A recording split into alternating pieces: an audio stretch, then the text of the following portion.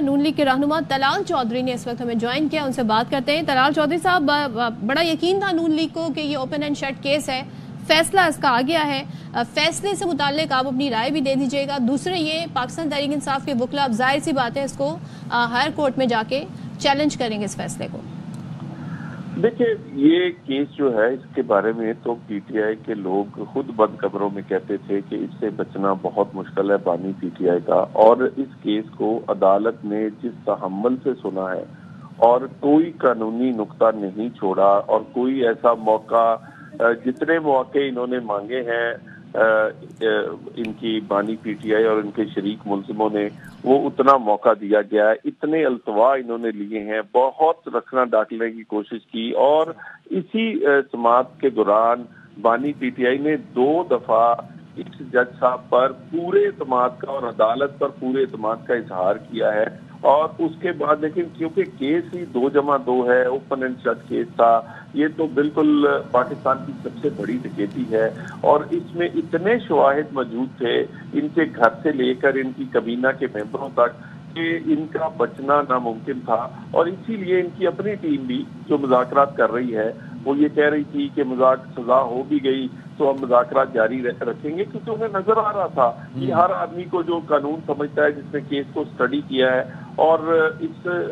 सजा के बाद एक ऐसा तासर जो दिया जा रहा था पीटीआई की तरफ से, एक माहौल बनाया जा रहा था कि हमने पता नहीं कोई एनआरओ ले लिया है, आज उसका भी खात्मा हो गया। अच्छा सेनेटर साहब, आप भी जाहिर है कि गवर्नमेंट का हिस्सा अभी भी आपकी जमात है और रहे हैं, और हम कई ऐसे केसेस को देखते हैं कि जो किसी सूरत प्रूव ही नहीं हो पाते, यानी कि उनके ऊपर केसेस बन जाते हैं, लेकिन ये इतना बड़ा गलती कहें, ब्लंडर कहें,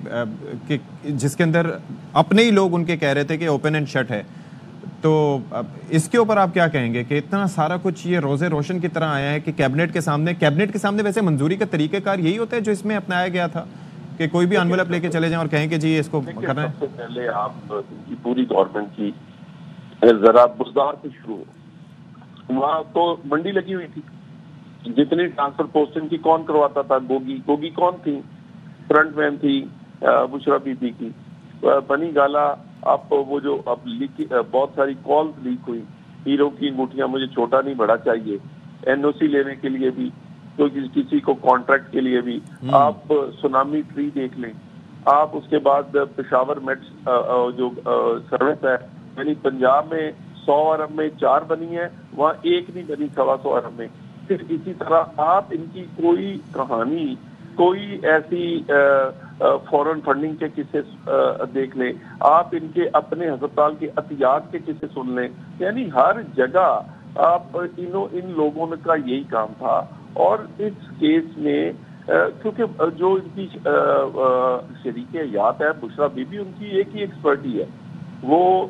जब उनकी पहली शादी में भी वो सरकारी अफसर की घरवाली थी, वहाँ भी उनकी स्पेशलिटी कैसे पकड़ना था इन्हीं डील्स के सिलसिले में, और यहाँ भी उन्होंने यही धंधा शुरू किया हुआ था, और ये इमरान खान उन्हें पूरा सपोर्ट करते थे, और वो उन्हीं की ताकत को इस्तेमाल करती थी। वजीर लगवाना, वजीर हटाना, वजीर आला किसने लगवाया पंजाब का? इसी तरह की ये वाली डील्स उन्होंने की, और इस केस में सजा